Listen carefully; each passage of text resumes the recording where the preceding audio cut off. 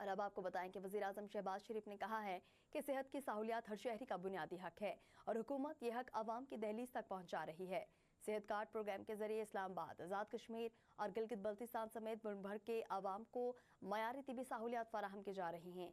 ये प्रोग्राम आम आदमी को इलाज के भारी मौशी बोझ से निजात दिलाएगा, क्योंकि अब इलाज सिर्फ अशरफिया तक महदूद नहीं रहेगा। सेहत बेहतर होगी तो तालीम, खेल और तरक्की के दीगर शोबे भी आगे बढ़ेंगे।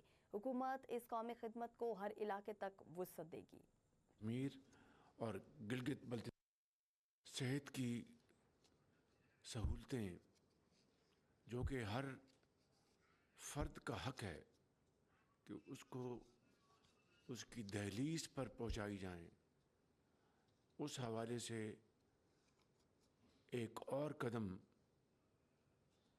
बड़ी तेज़ी के साथ आज लिया जा रहा है।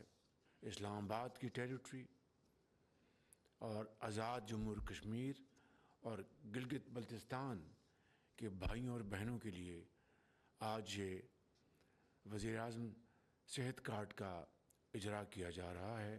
लेकिन आम आदमी के लिए, लाखों यतीम बच्चों और बच्चों के लिए, बेवाओं के लिए, एक मज़दूर के लिए ये सेहत और इलाज का हक हर पाकिस्तानी का है।